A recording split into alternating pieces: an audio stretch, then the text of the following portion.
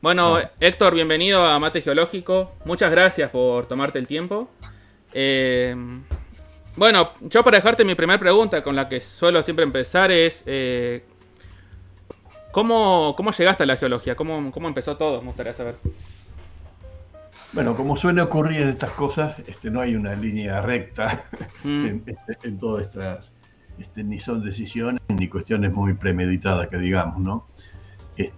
Yo creo que en buena medida mi elección por la geología fue un poco sinuoso, no demasiado quizá, pero yo de niño acompañé un tiempo a mi padre, un mes, una cosa así, en un emprendimiento minero que él hizo por muy poco tiempo, que después se fundió como muchos mm, otros emprendedores. Pero después de adolescente, y ya de grande también, fui varias veces de campamento, me gustaba mucho ir en carpa, sobre todo me interesaba en esos campamentos, en esas excursiones, la, bueno, las montañas, subir las montañas, las rocas, los minerales, y siempre cuestionando el origen, es decir, cómo llegó esto acá, por qué está eso, pero en conversaciones, digamos, informales o en conversaciones coloquiales con los amigos. Y cuando me tocó decidir por terminar el secundario, bueno, ¿qué voy a hacer? ¿Qué sé yo? Bueno, en esa época estoy hablando del 75, ujú. 74, no, perdón, en el 69, por ahí que yo ahí terminé el secundario, me tocó decidir, pensé en ingeniería en petróleo. Mira. Me parecía que en esa época, bueno, siempre está el petróleo, nunca ha estado fuera de moda, siempre hay algo. Y me parecía que podía ser interesante eso, antes de arrancar. Entonces, tenía un tío en Mendoza, me lo fui a visitar a ver la Facultad de Ingeniería en Petróleo. Y este tío, que era ingeniero civil, pero me dice, mira, así conversando veía que yo tenía intereses dispersos vinculados a los recursos. Dice, ¿por qué no estudias geología en vez de petróleos? Mm, Porque después, si te gusta, seguís petróleo. Y si no te gusta petróleo, tenés un campo mucho más amplio y más criterios para decidir. Y la verdad que fue muy acertada sí. la opinión, el consejo, y seguí por ese lado. Así que volví a Buenos Aires y me anoté y hice geología. Así que, y cuando terminé geología, se me ocurrió, digo, bueno, también veía que había un área, y sigue habiendo un área de necesidad en la parte de agua, y Ujú. pensaba trabajar en la parte hidrogeológica, en investigación, en asesoramiento y demás, pero cuando me recibí, no tenía nada a la vista en hidrogeología y había tenido una beca en el último año en la CONEA, en Salta, y me Ah, ofrecieron trabajar. Entonces, bueno, acepté, volví, me recibí. Es más, me recibí, no recibí nunca el título yo, porque empecé a trabajar en claro. Salta. Y un amigo lo recibió en mi nombre. Ahora yo ya lo tengo yo ahí enrollado en algún lugar. Este, pero bueno, así yo terminé o empecé mi carrera trabajando en la CONEA en Salta, en energía atómica, Mm. este, y, y bueno, estuve un tiempo allá y después ya me vine a San Luis, este, y ya estoy viviendo hace 40 años acá en San Luis, ¿no?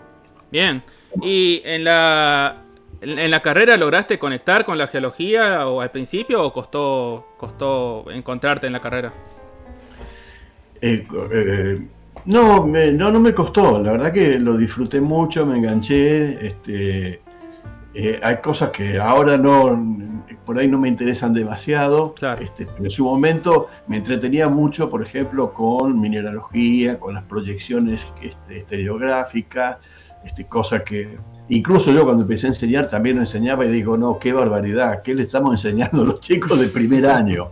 Este, pero bueno, eso por suerte duró poco en mi ejercicio profesional, pero cuando estudiaba sí, me entusiasmé con eso, porque me entusiasmé, y vi también con toda la cuestión que tenía que ver con la génesis de las rocas, con la cuestión genética, ¿no? En general, de los yacimientos, la parte minera.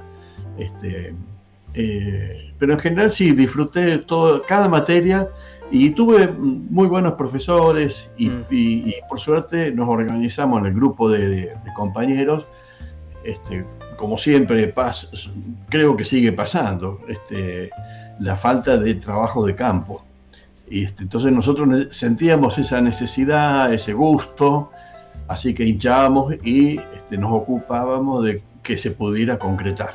Y efectivamente muchos viajes los organizamos nosotros mismos con un muy buen acompañamiento de los profes, ¿no? Claro. ¿Y cómo fue tu trayectoria en la docencia? ¿Cómo arrancaste en eso? Bueno, en la docencia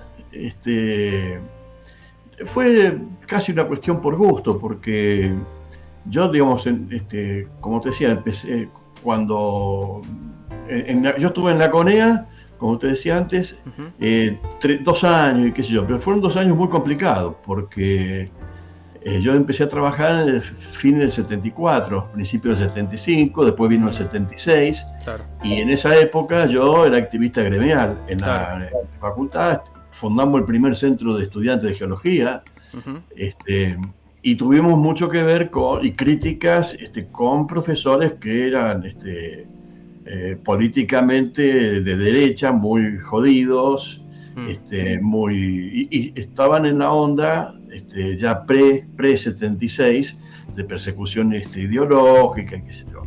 Bueno, la cuestión es que voy a la CONEA y toca que uno de los gerentes de exploración, o 2 de los gerentes, era uno de los ex profesores con quienes habíamos tenido serias discusiones. Yo recibí unas amenazas veladas de mi seguridad y demás. Eso me hizo entrar temor a mí, a mi esposa, qué sé yo, así que decidimos irnos. Claro. Y de ahí me fui a trabajar en una empresa minera en Salta, en La Puna, ¿no? En Onyx.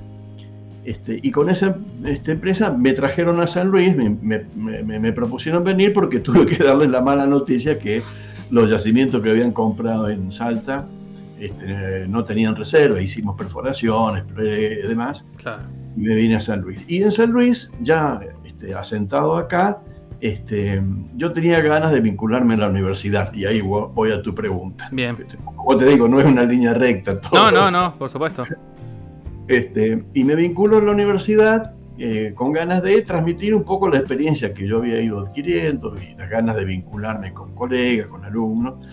Y bueno, empecé en el año, debe haber sido 82, 83, por ahí, que ya estaba acá a cargo de la cantera de Onyx de Santa Isabel.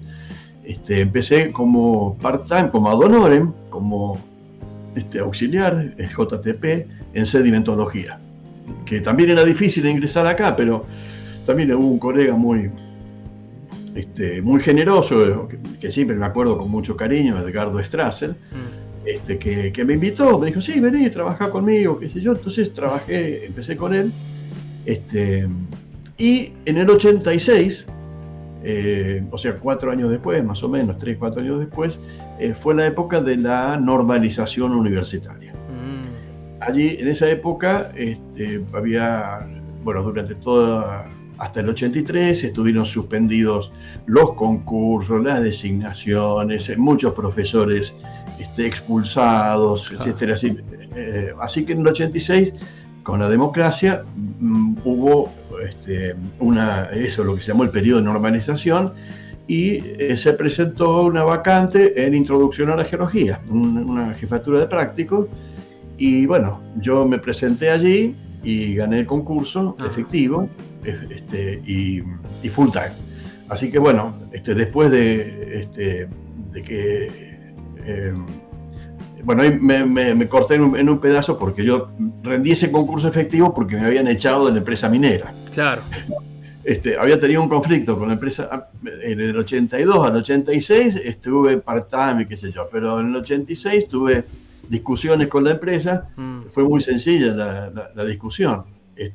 Yo les anuncié que estaba en baja las reservas, que había que invertir más si se quería, claro, aumentar las reservas y había que explorar. Yo les descubrí un yacimiento de unos $10 millones, y eso se estaba explotando y se seguía para un tiempo. Pero la empresa dijo, no quiero invertir más, estoy contento con esto, estoy bien, Sí, así que chao, que te vaya bien, vamos a dejar acá nuestra relación laboral. Digo, bueno, ok, es una de las posibilidades que había, claro. así que preparé la liquidación y me voy. Bueno, no me quisieron liquidar y empezó un conflicto que, bueno, no terminó bien, pero mientras tanto, bueno, yo estaba ya con familia acá en San Luis, así que, y ya había empezado a trabajar en la universidad.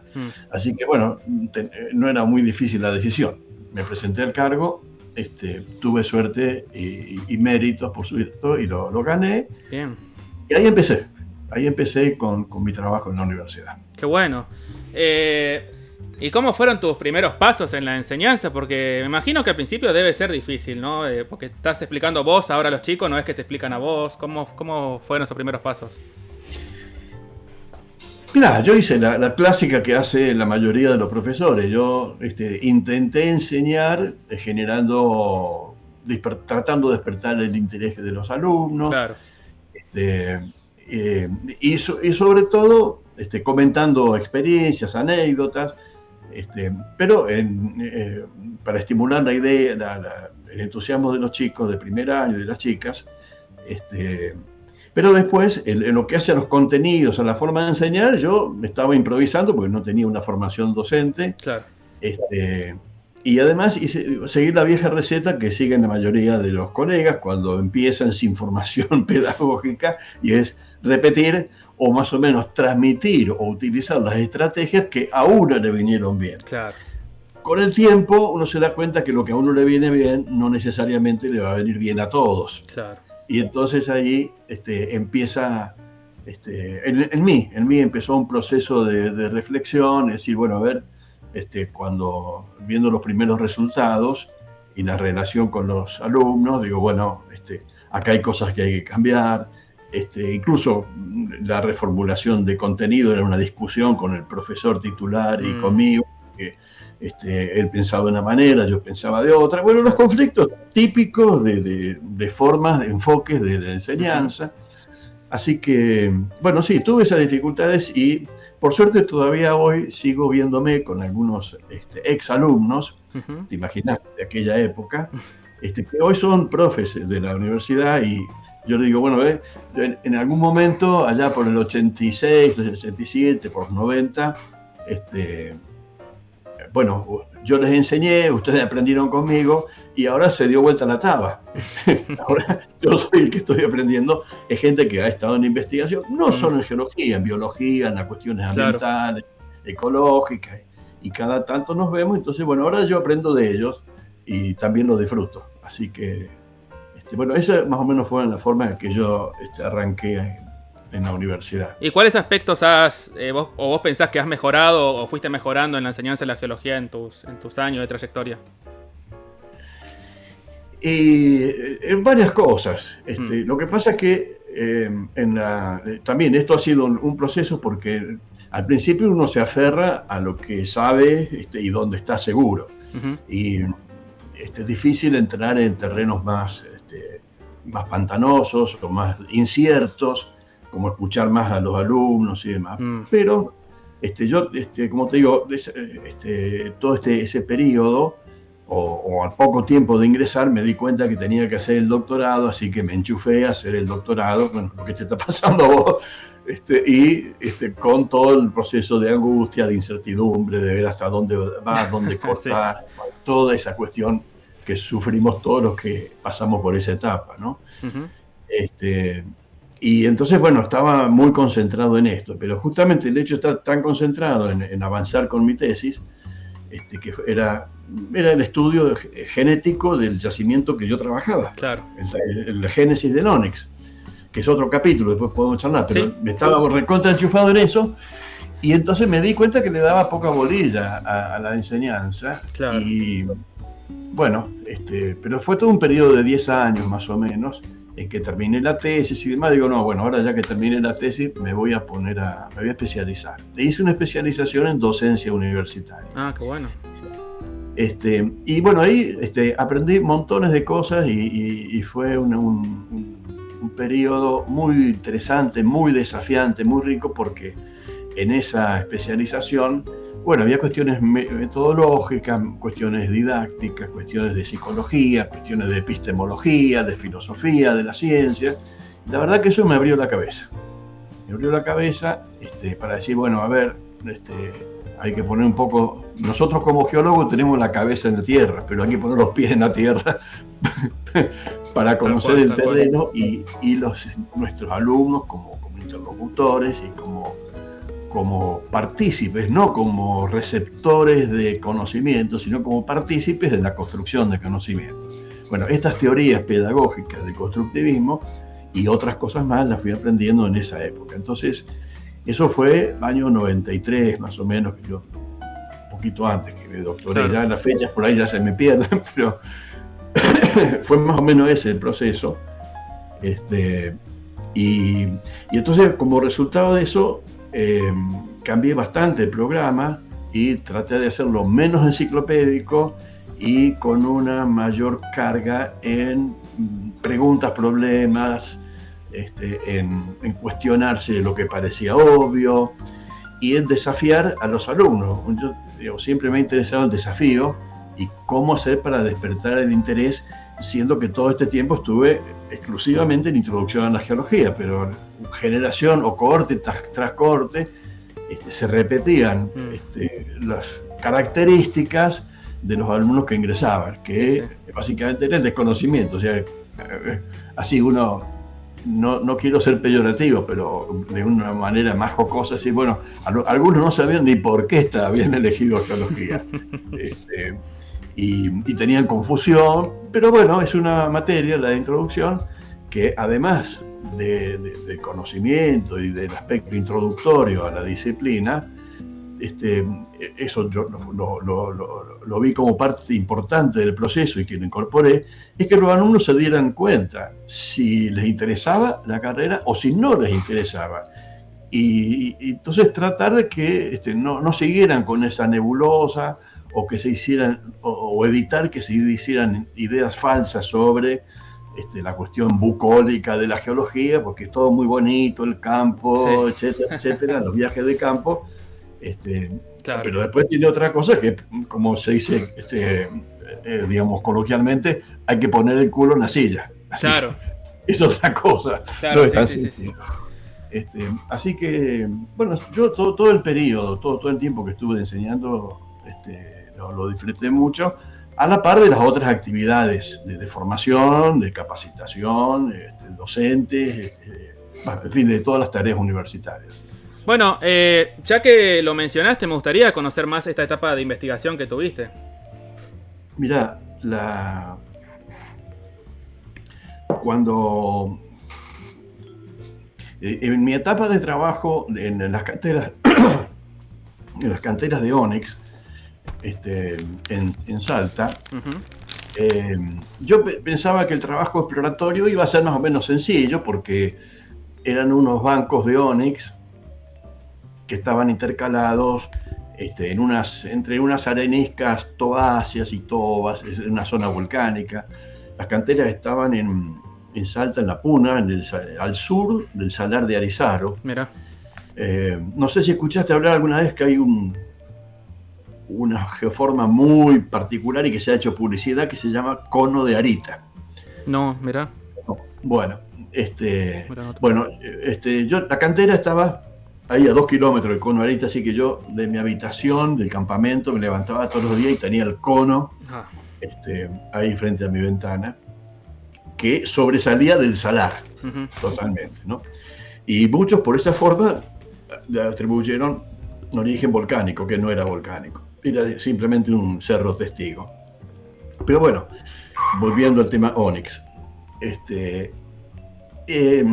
yo pensé que era una cuestión sencilla, porque por las características era un banco de Onyx, o varios bancos horizontales, y digo, bueno, para calcular y ubicar las reservas, para hacer unas cuantas perforaciones, reduciendo la malla, etcétera, iba a resolver, iba a llegar a un resultado.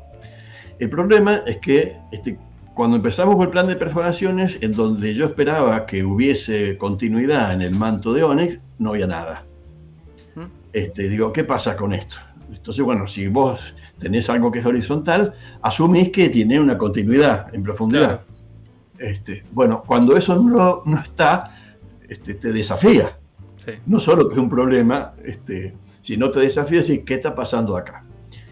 Y eso, bueno, me pasó con varias perforaciones y, bueno, uno encontraba las explicaciones clásicas de la geología, que acá hubo una falla, o que en realidad estoy viendo el manto sobre el rumbo y tiene una inclinación y no sé qué. Y estaba buscándole todas las explicaciones lógicas de la geología cuando te pasa ese fenómeno. Bueno, en medio de estas elucubraciones, yo tenía que seguir explorando, terminando el plan de perforaciones y hacerme una configuración global de todo este problema. Y necesitaba encontrar reservas que justificaran la continuidad de mi trabajo, no solo del negocio de la empresa. Así que, bueno, pero, y mientras tanto, esa cantera estaba produciendo. Entonces, bueno, había que juntar material y había que llevarlo a la estación, despacharlo en ferrocarril, todo un tema de logística junto con la parte geológica. Y esa era una cantera. Había otra cantera, la cantera que te digo es cantera Arita, del cono de Arita. Y había otra cantera que se llamaba cantera Brach, que justamente no hace mucho me enteré, porque estuve de paseo por ahí, por el, ¿cómo se llama? Por los Balcanes, y me enteré que hay una isla que se llama Brach. Y cuando le pregunto al guía nuestro, le digo, digo, esta isla Brach, había una cantera en Onix de una familia Suitanich. Ah, dice, son de acá la familia Suitanich. Eran de ahí de los Balcanes. No me acuerdo bien la zona, Split o Dubrovnik, por esa zona era. Bueno, me enteré de eso. Y en esa cantera Brach, volviendo al tema Onix, resulta que el Onix estaba metido en granitos. Ah, mira. También era horizontal, sí. Con algunas venas inclinadas. Entonces digo, bueno, esto tiene poco que ver con una secuencia estratigráfica. Pero bueno, esa era la evidencia y la primera conclusión. El desafío era explicar cómo se había formado. Claro. Y eso no era tan fácil. Bueno, en medio de estas elucubraciones, me tocó dar la mala noticia a la empresa y decirle, mira, esto no va más. Claro. Mientras hacía el trabajo en Salta, la misma empresa era la dueña de las canteras de Onix de San Luis. Entonces, cuando ya veíamos, o ellos ya veían mis informes de Salta, me propusieron venir a explorar, o que empecemos una exploración acá, porque temían que acá pasara lo mismo, con obvias razones. Así que empecé a venir acá y arranqué con un plan de exploración acá en San Luis. Acá tuvimos más suerte, entonces había que seguir con la exploración y hacerme cargo de la explotación también. Así que me ofrecieron trasladarme y como mis padres vivían acá en Merlo, de San Luis, bueno, me resultó interesante la posibilidad y nos vinimos con mi esposa para acá. Qué bueno. Y con la suerte que, bueno, llegamos a San Luis, nos asentamos más o menos. La otra suerte es que, bueno, tuve continuidad laboral y lo más importante es que aquí nació mi hija. Así que la verdad que fueron épocas muy lindas por un lado y duras por otro, porque vivíamos en San Luis, yo todos los días tenía que viajar 80 kilómetros de ida, 80 de vuelta. Pero bueno, y acá en San Luis, volviendo al tema Onix, se presentaban cosas parecidas, porque y la investigación que yo acá pude hacer con más tiempo y más tranquilidad, mostraban digamos, explicaban la génesis del Onix, algo parecido a los travertinos. Es decir, aguas frías que circulaban por la superficie, que se estancaban en lagunitas y que precipitaba el carbonato de calcio, porque también eran horizontales, estaban intercalados en sedimentitas, en estratos sedimentarios, también asociados a zonas volcánicas. Mira. Acá en la toma están los cerros del Morro, y Cerro Tiporco, que está a 2 kilómetros de la cantera de ónix de acá de San Luis.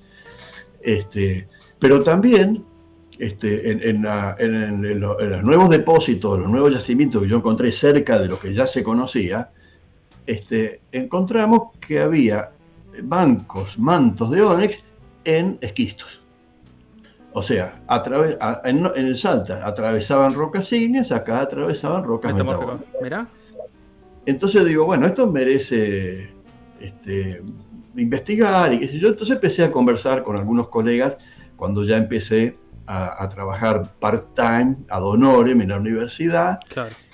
Y cuando yo le comento,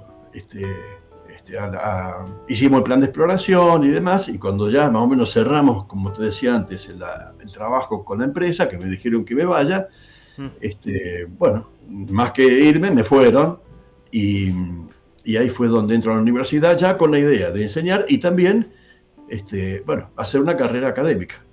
Entonces, ¿qué tema iba a elegir para investigar? Y bueno, ahora me doy el gusto de tratar de investigar y tratar de explicar las cosas que antes no pude hacer. Claro. Tenía ideas, pero me faltaba letra, me faltaba fundamentación teórica, y lo que tuve que construir es un nuevo modelo teórico para explicar el origen de esos mantos de ónix. Porque el modelo anterior era un modelo que no funcionaba y que se explicaba, como te decía antes, yo lo digo así sencillo, eran aguas frías donde precipitaba el carbonato de calcio en la superficie, que podían tener o no origen volcánico, pero eran manantiales con bicarbonato y demás, y que después eso formaba parte de un episodio en el ciclo sedimentario, y que luego era cubierto por nuevos estratos y demás. Ese era el modelo, porque no se conocía la existencia de las vetas o mantiformes en rocas endógenas. Claro. Entonces, al conocer eso, mi propuesta fue, miren, no son aguas frías ni van de arriba hacia abajo. Estos fueron aguas calientes que han venido de abajo hacia arriba y se han metido en grietas. Claro, mira. En grietas de rocas endógenas, y también han aprovechado los planos de debilidad de la estratificación para meterse dentro de los estratos. Porque además dentro de las rocas sedimentarias se veía algunas bifurcaciones del manto central de ónix y ramificaciones que cortaban la estratificación.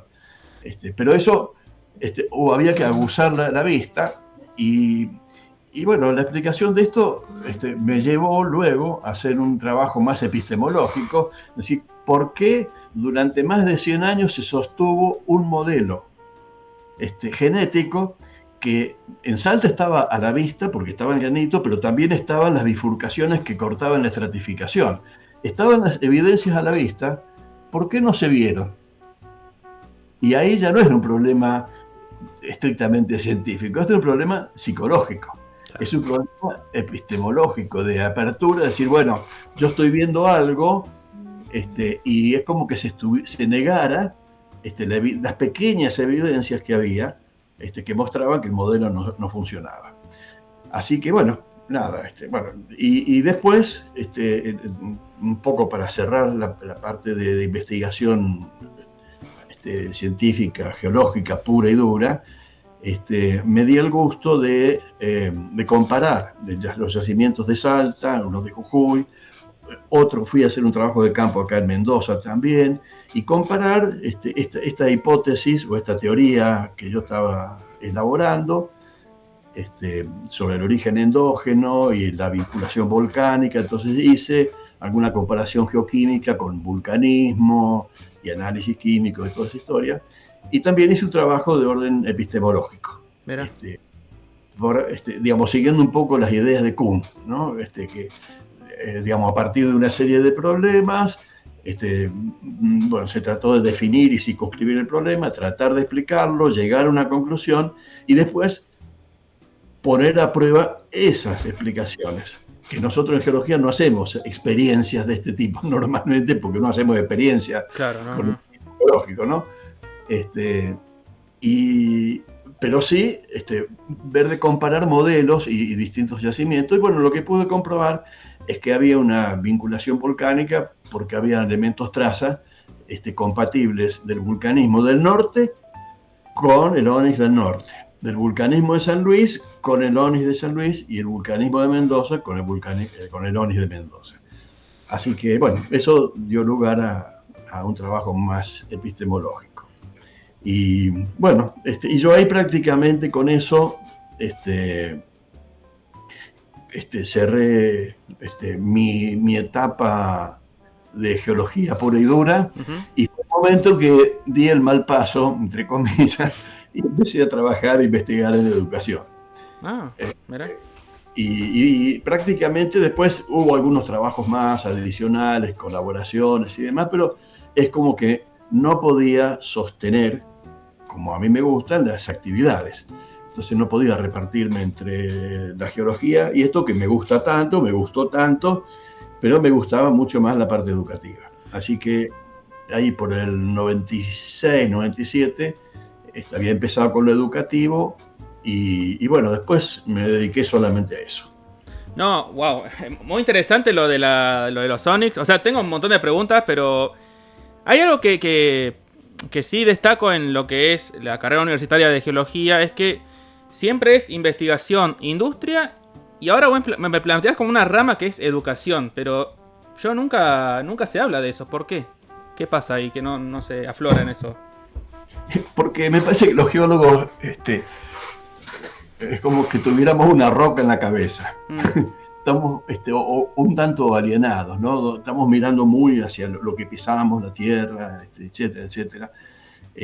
Pero esto lo digo en un tono así, digamos, amigable, cariñoso, afectuoso, y jocoso de alguna forma. Como hacemos muchos los geólogos, nos reímos de nosotros mismos, ¿no? Porque yo era así. Lo reconozco y lo tuve que reconocer, porque hay muchas otras cosas, y una de las cuestiones importantes, creo yo, es que, y me tocó porque estuve 30 años enseñando introducción a la geología, pero desde los primeros años y durante casi todo el tiempo, hasta que me jubilé, el comentario era que los alumnos no saben geología, entonces lo que hay que hacer es que los profesores sepan geología, y entonces hay que hacer enseñanza de la geología. Y el problema es que los profesores no saben geología o no estudian geología porque no hay geólogos que les sepan enseñar. Entonces yo creo que hay una responsabilidad original, una responsabilidad madre en la propia profesión. Y lo digo esto no como una hipótesis así muy alocada o muy esotérica. No. Yo creo o me baso, como hacemos mucho en geología, en analogías. En ver, bueno, ¿qué pasa con las otras ciencias? Y vos ves que en física, en biología, en química, de ciencias naturales hablando, vos tenés profesorados de estas disciplinas, en donde hay científicos de esas disciplinas que enseñan. Uno puede cuestionar, ¿le enseñará mejor, me gusta, no me gusta? Pero forma parte de una responsabilidad seria y constructiva y proactiva de formar profesores de esas disciplinas. Pero no solo de formación, sino que esos colectivos de profesores tienen sus asociaciones, tienen sus congresos educativos. O sea, forma parte de lo que es una profesión, en lo que hace la incorporación con los profesionales que se han formado en ese sentido, con los profesionales que tienen su praxis en la docencia, secundaria especialmente, y que en esa praxis de docente está incorporada la investigación, está incorporada la práctica y la reflexión, con sus más y con sus menos, como en cualquier otra disciplina. Muchas veces los profesores o los profesorados están estigmatizados, a veces con razón, pero no siempre es así. Y además no siempre es así porque las condiciones laborales en nuestro país, sobre todo, es como que el profesor taxi que no le da mucho tiempo para estas cosas. No. Pero a pesar de ello, siguen existiendo los congresos, las reuniones. Bueno, eso en geología prácticamente no ha existido. Entonces, como dice un dicho, lo que no se nombra no existe. ¿Cómo vamos a lograr que se nombre y que se conozca y que se divulgue la geología si nosotros no ayudamos a su existencia? Bien. Entonces, yo creo que uno de los problemas es ese. Y no es que los. Y una de las cosas que entre los geólogos suele ocurrir, que uno dice, no, pero eso hay que enseñarle a los profesores y a los maestros. Entonces damos cursos. Pero en esos cursos les enseñamos lo que nosotros queremos, no necesariamente lo que ellos necesitan. Claro, exacto.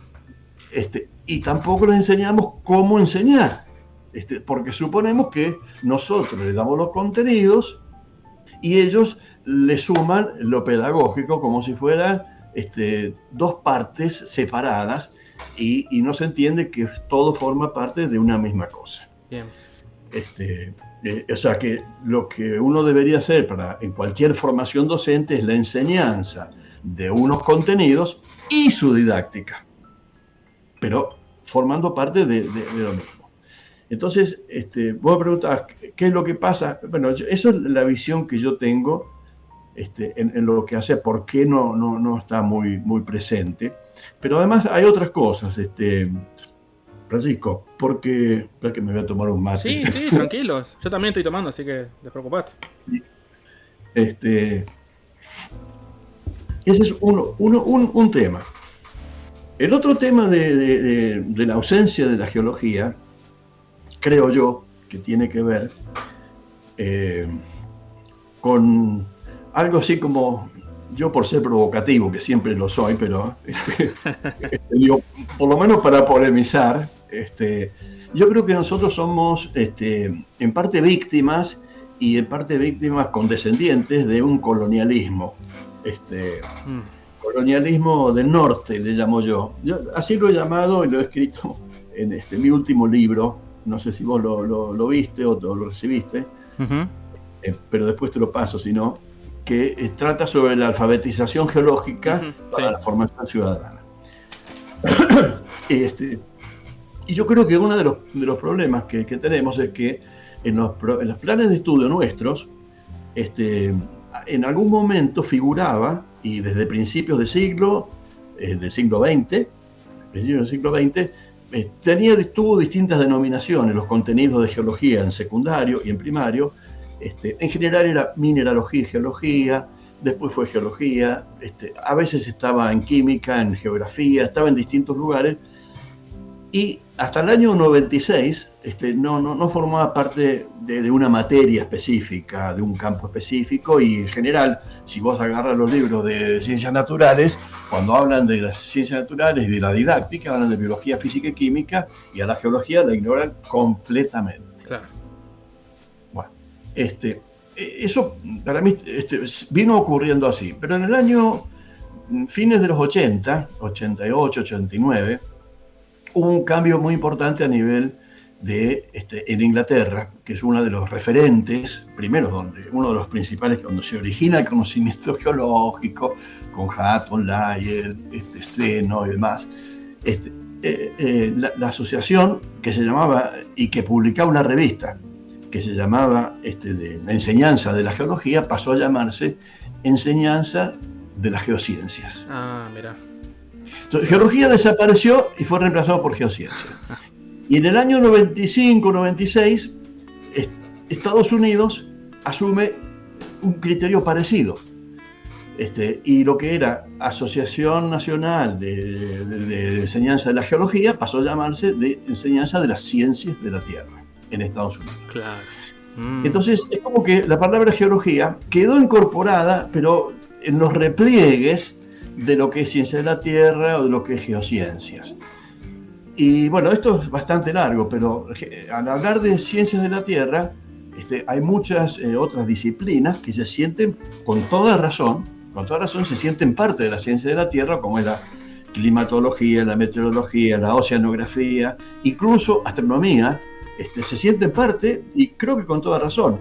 la cuestión es que todas esas disciplinas tienen que tener sus contenidos en un espacio curricular de que era geología y que ahora es ciencia de la Tierra. Bueno, yo esto lo cuestiono seriamente, y me parece que esa incorporación de todos estos matices, estos aspectos de la Tierra, sobre ciencia de la Tierra, inevitablemente ha hecho que se reduzcan los contenidos de geología.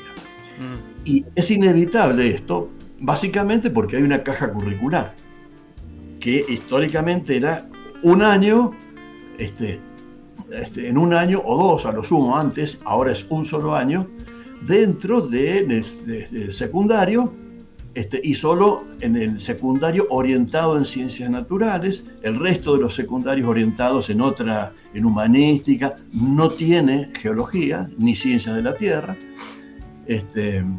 Bueno, todo esto se podría profundizar mucho más, pero hay un hilo conductor. Claro. Esto en buena medida ha ocurrido por falta de presencia y de potencia, diría yo, de los geólogos en la política educativa. Exactamente.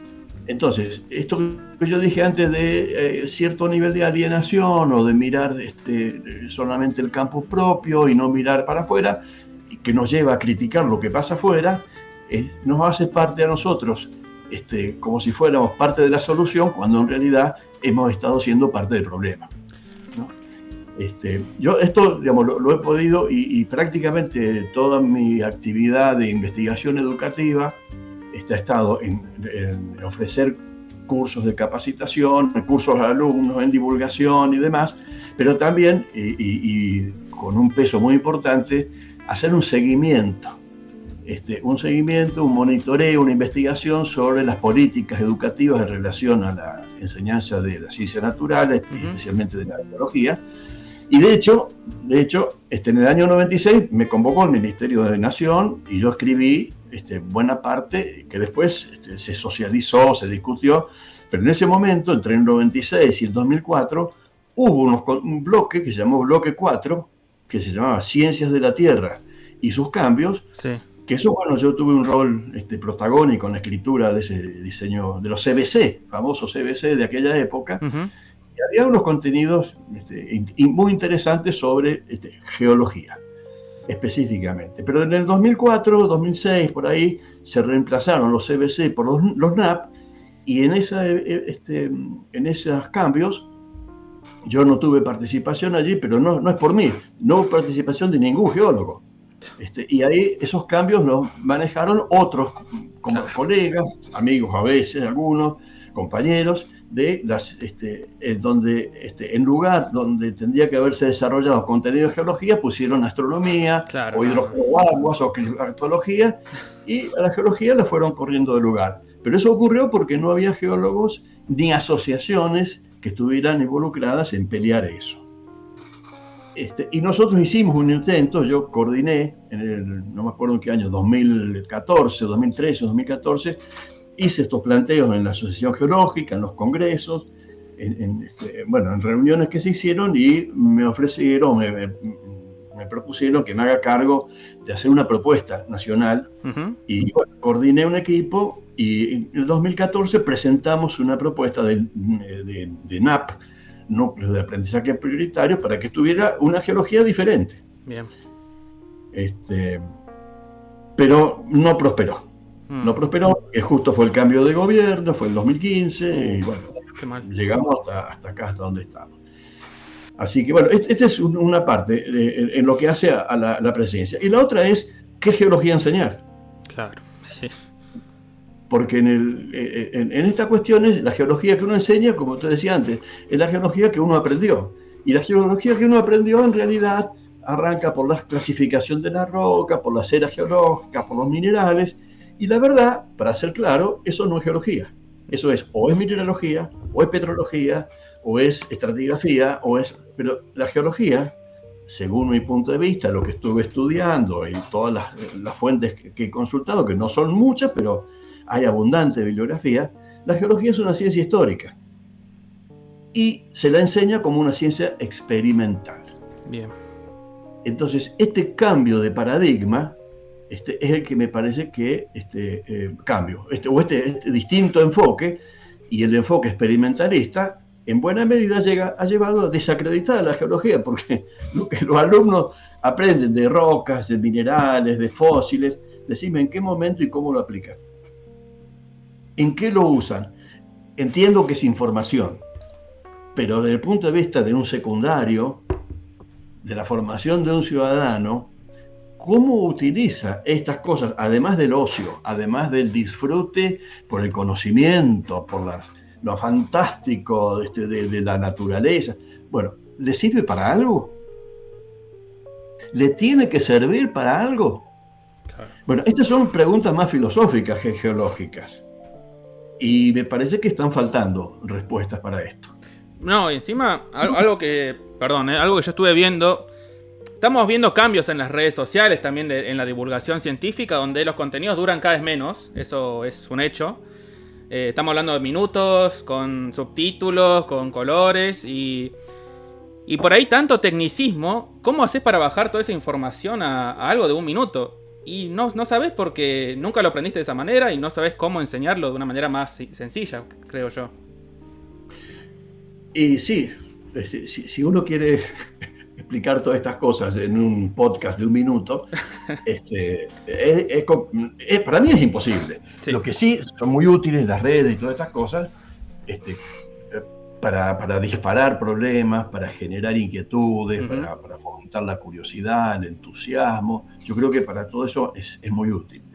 Pero después, yo creo que la cuestión de la enseñanza hay que, por un lado, como yo propongo en mi libro, cambiar el paradigma y trabajar con la idea de que la geología es una ciencia histórica.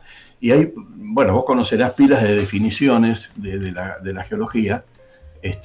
Y yo lo que propongo es una definición que para mí es muy clarita y por lo menos el eje, al menos en cuestión de enseñanza, y que la geología es la ciencia histórica de la naturaleza. Bien. Y esto lo propuso una geóloga rusa en un simposio que hubo por allá por el 60 y pico. Y ella dice, miren, acá lo que es importante es que la esencia de la geología es que las rocas, los minerales, los fósiles, la estructura, etcétera, todas esas especialidades de la geología son una herramienta para una reconstrucción histórica. Y esas herramientas para reconstruir la historia es la esencia y es el fundamento epistemológico de la geología con el que se inició Don Steno, Hutton, Lyell, que sus primeras ideas revolucionarias fueron en contra de la historia bíblica sobre la evolución de la Tierra. Y esto sigue siendo válido. Entonces, ese es un tema importante, me parece, el enfoque epistemológico para organizar la didáctica.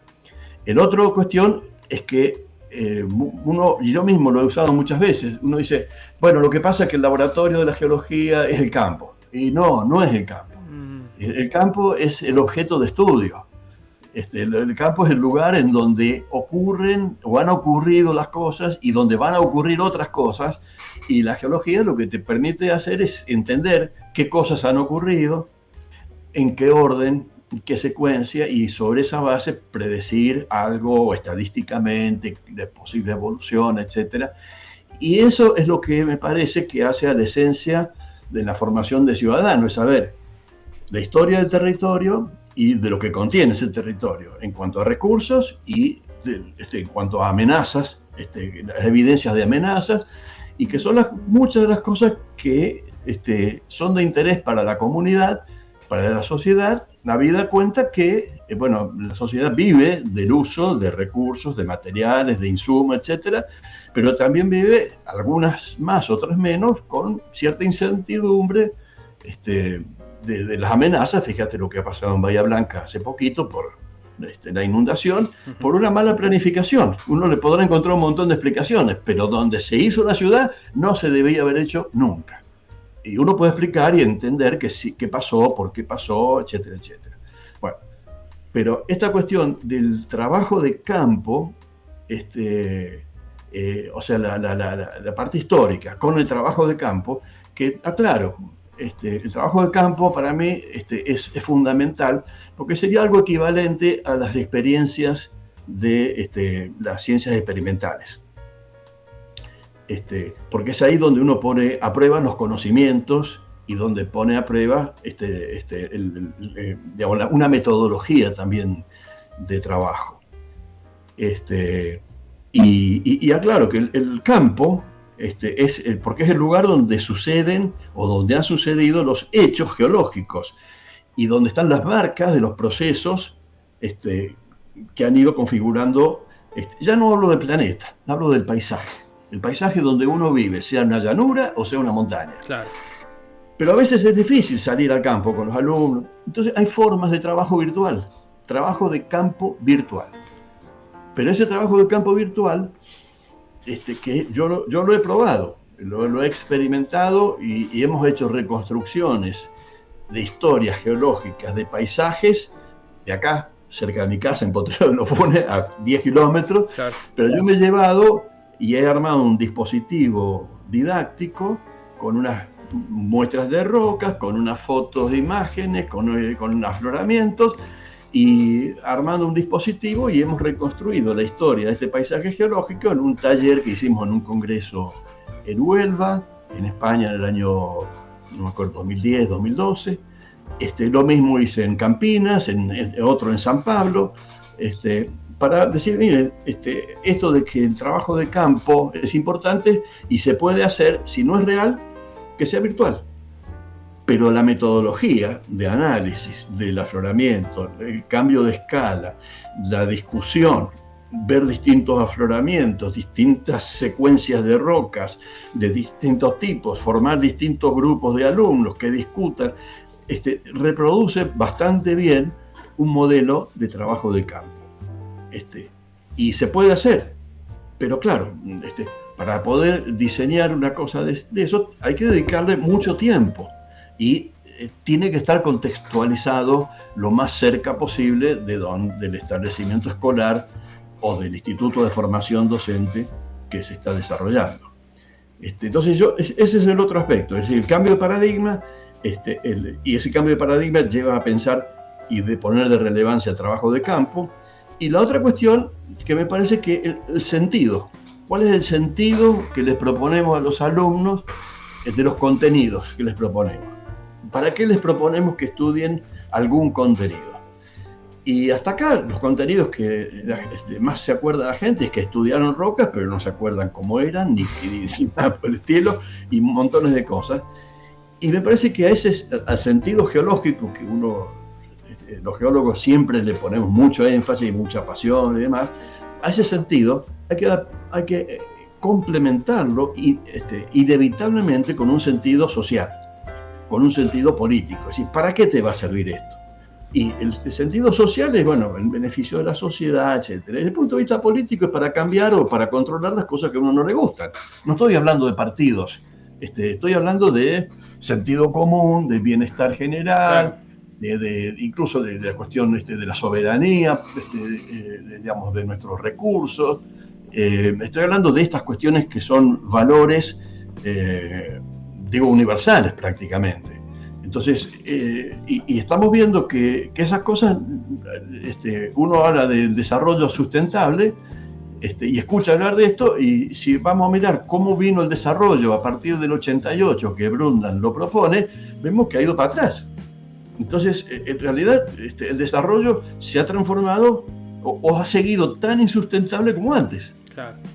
Entonces, yo creo que estas son cosas que en el ámbito geológico cerrado, de la cofradía geológica, a veces no se plantean estas cosas, pero, bueno, y yo no estoy de acuerdo, pero bueno, es como sucede, y entonces eso impide mirar otras cuestiones y tomar conocimiento de que los alumnos que uno está formando en el secundario no es para que sean geólogos, y mucho menos geólogos enfrascados en sus problemas geológicos y demás, sino que van a ser futuros ciudadanos. Entonces, ¿para qué le sirve a un ciudadano el conocimiento geológico? Bueno, si le pudiera servir para comprender que en su lugar puede estar tranquilo que no hay amenazas geológicas. Y si las hubiese, las políticas que se están tomando para prevenirlas son o no son adecuadas. Si pudiese intervenir para opinar sobre las políticas, sobre los recursos naturales, sobre el ordenamiento territorial, bueno, me parece que la geología pasaría a tener otro tipo de protagonismo en la cultura ciudadana. Bien. Bueno, y hay un protagonista que por ahí no estamos olvidando, y es el rol que tiene el alumno en todo esto también. No hay que subestimar al alumno, como bueno, pues yo por ejemplo, ahora que hago taller de cine, nunca subestimes a tu audiencia, te dicen a veces. Se nota esto realmente, que a veces por ahí está el docente y solamente el docente, y el alumno como vos escuchás y solamente prestame atención. Sí, sí. Yo creo que el alumno entra a la universidad con la misma cultura que fue mamando y en la que se fue formando en la escuela secundaria. Claro. Hay excepciones, hay que aclarar que no todos son iguales, no hay que hacer una tabla rasa, pero el alumno se ve a sí mismo, digamos, desde el punto de vista pedagógico, como un receptor de conocimiento. Y hay varios memes y cosas que hablan del profesor como alguien que le abre la cabeza al alumno, le llena de conocimientos, la cierra y el alumno sale con todos esos conocimientos asimilados e incorporados. Y eso es mentira. Pero el alumno, o los alumnos y las alumnas, tienen un poco esa actitud, un poco también porque están desconcertados, porque no saben bien dónde están. Yo estoy hablando del primer año. Claro, sí, después empiezan a madurar y se empiezan a involucrar un poco más, pero de lo que yo conozco, de mi experiencia y de compartir el departamento de geología con colegas y con alumnos, porque imaginas, en introducción muchas veces se acercan alumnos, exalumnos que están en otras materias, hacen una consulta, claro, y también se incorporan auxiliares de alumnos. Claro. Entonces hay un contacto bastante, y uno ve que hay una evolución. Y hay algunos alumnos que se interesan y se van involucrando más en su propia formación de un modo más profundo, y otros que lo toman, digamos, como una cuestión más superficial. Cumplen con lo que tienen que cumplir, pero exactamente con eso, no mucho más. Bueno, no es criticable, cada uno hace de su vida lo que quiera, pero me parece que lo que yo noto que hay alguna deficiencia, que son pocos los alumnos que tienen esa sensibilidad social. La tienen en cuanto a evaluar lo que ocurre por fuera del departamento, lo que ocurre en otros lugares, pero es como que se sienten parte de una solución o de árbitros que deciden o juzgan lo que pasa en otro lado y no se ven como actores, siendo alumnos. Bien. Siendo profesionales, bueno, algunos se puedan sentir o no actores, porque dicen, no, yo no fui, o yo no tengo nada que ver, pero cuando estás trabajando en una empresa que está involucrada en transformaciones, modificaciones del medio natural, claro, bueno, algún rol has tenido. Sí. Y no digo que sea responsabilidad absoluta, pero algún rol has tenido, y a lo mejor has tenido que convivir con algún conflicto, has tenido que convivir con contradicciones, se entiende todo eso. Pero una cosa es convivir con eso y otra cosa es negarla. Bien, interesante. Bueno, Héctor, me gustaría... ¿Qué reflexión vos darías? ¿Cómo verías a la geología o la enseñanza de la geología acá unos 10 o 20 años? ¿Cómo la ves?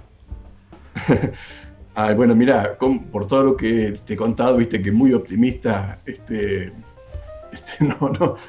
no puedo ser, ¿no? Pero digamos que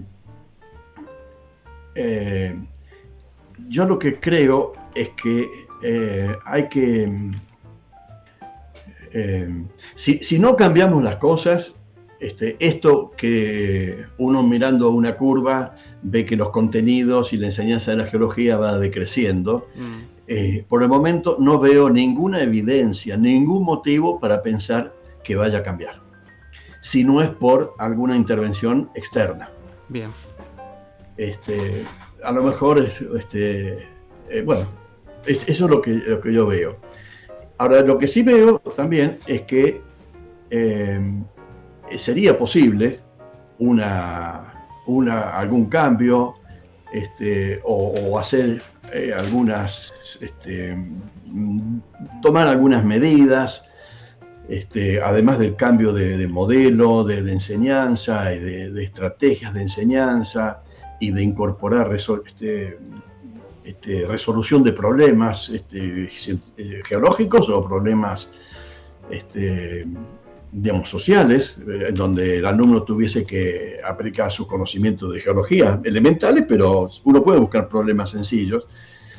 Yo creo que eso no viene ocurriendo, pero creo que podemos intentar hacerlo.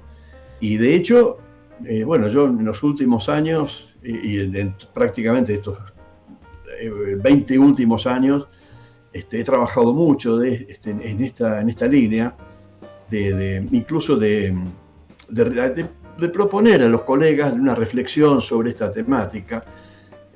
Y de hecho, bueno, tengo la satisfacción de que he tenido reconocimientos acá de la Asociación Geológica, que me han dado un premio, de la Asociación de la Unión Internacional de Geología, que me ha dado también un reconocimiento del año pasado, la Medalla Internacional de Chris King. Y veo que eso, por lo menos en algunos ámbitos, ha sido fructífero, por lo menos generado algún interés. Lo que intento hacer es que si eso ha generado interés en esos ámbitos, es seguir intentando generar, además del interés, el compromiso. El compromiso, como te decía, de que los geólogos nos sintamos parte del problema, además de parte del problema, que si nos sintamos parte de la solución de ese problema. Y esto requiere que, para mi modo de ver,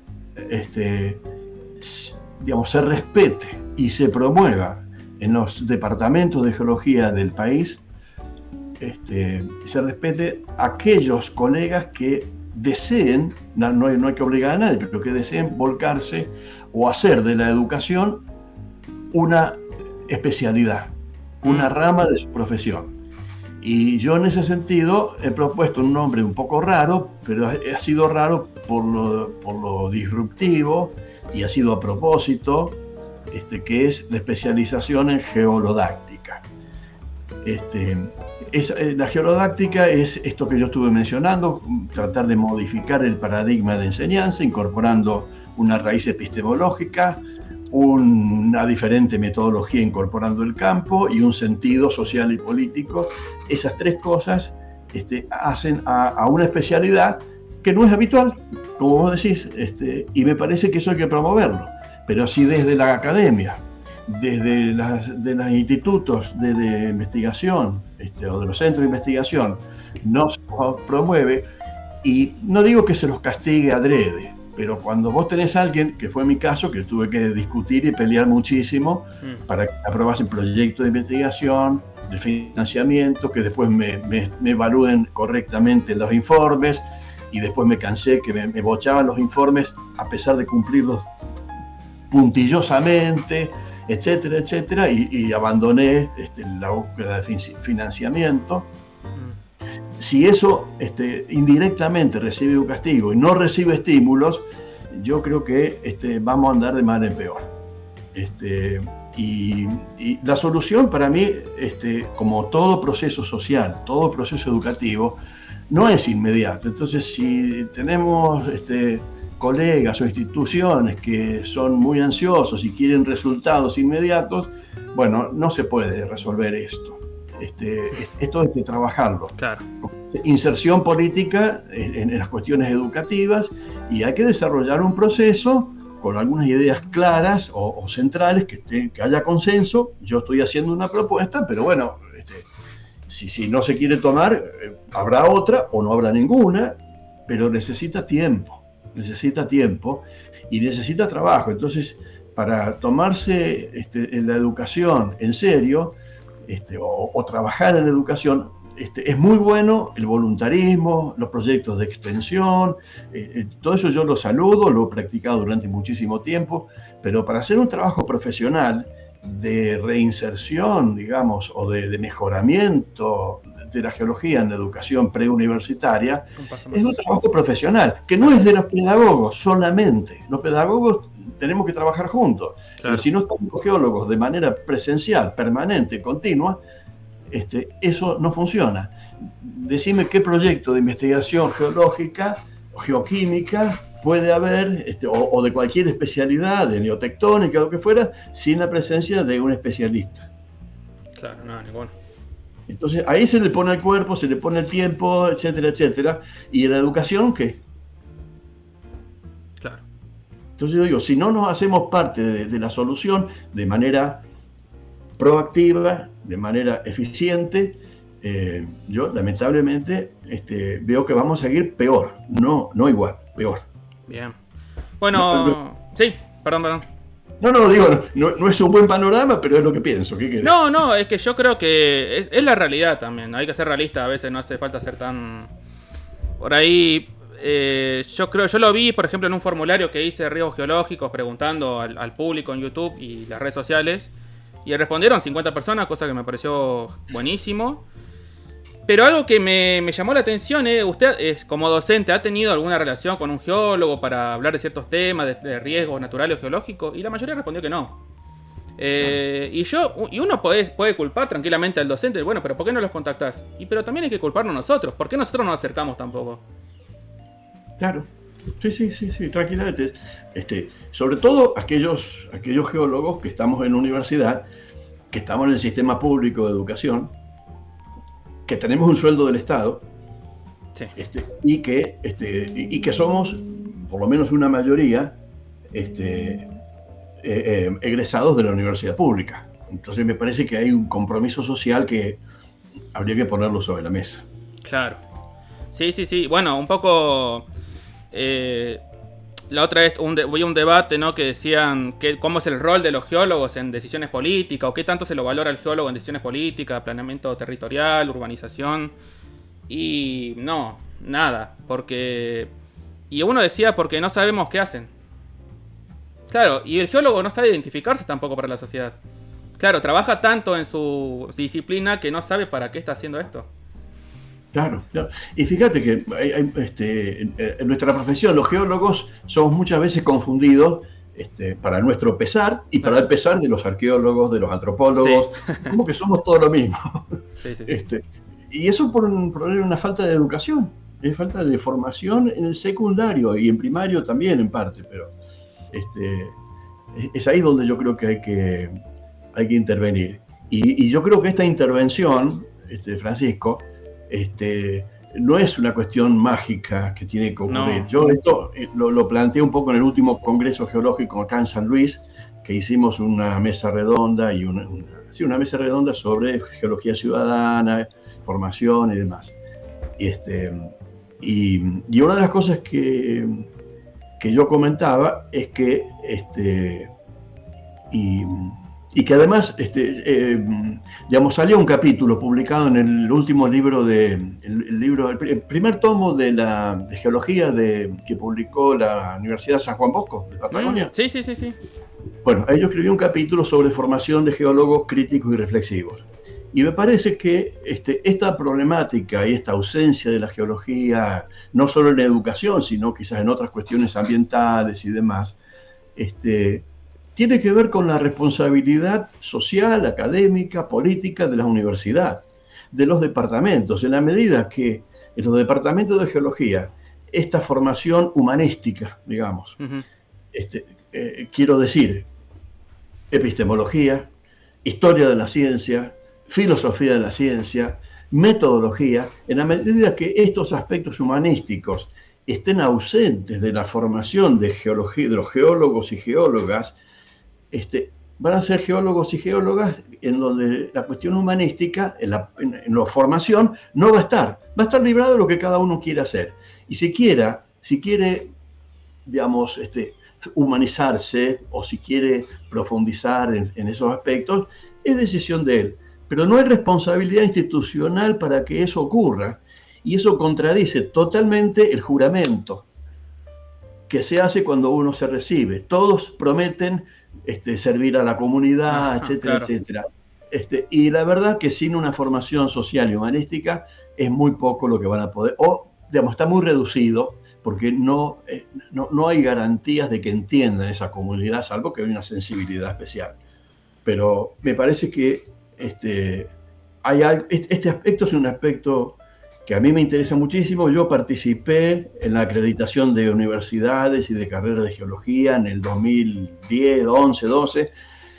En las normativas yo logré discutir y poner que se incorporen contenidos humanísticos, y cuando fuimos a evaluar esos contenidos, no solo que no estaban, sino que cuando consultábamos, bueno, esto va a ser determinante para opinar sobre el plan de estudios.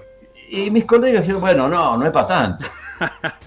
Claro. Y bueno, ahora si uno hubiera dicho, a ver, no tiene petrología ígnea metamórfica o no tiene estratigrafía, ¿lo probaríamos? Seguro que no. Y bueno, nada, esto son parte de la vida real y parte de los conflictos corporativos, geológicos, políticos, etcétera, que estamos sufriendo, ¿no? Bien. Y que, bueno, creo, yo creo que sí, que es muy importante, y en ese sentido, digamos, yo soy un optimista por naturaleza, pienso que las cosas se pueden mejorar, etcétera, etcétera, pero la verdad que lo veo difícil, pero hay que seguir trabajando. Sí. Bueno, Héctor, nada, muchísimas gracias. Ahora dejo grabar y hablamos unos minutos más, pero nada, te agradezco mucho tu tiempo, tu participación. Es un tema que da para otra charla, te digo, si te sumás, vamos a otra charla. Me imagino. Y sí. Yo me quedé con 1000 preguntas más para hacer seguramente. Yo puedo estar hablando ahora de esto. Así bueno, que, sí. Bueno, nada, te agradezco un montón tu tiempo. Bueno, Francisco, me encantó que pudiéramos charlar. A mí me apasiona todo este tema, me apasiona y me gusta mucho poner a disposición tuya y de tus oyentes algunas impresiones que yo sé que son polémicas y puede abrir discusiones, pero bienvenidas sean. Sí, por supuesto. Y que, bueno, a través de esto y de las otras redes y otras actividades, bueno, uno trata de por lo menos llevar la discusión para encontrar una mejora en la calidad de vida y en la formación de nuestros ciudadanos y ciudadanas. Así que bueno, yo te agradezco a vos por la oportunidad y éxitos con toda tu tesis y todas tus actividades. Muchas gracias, Héctor.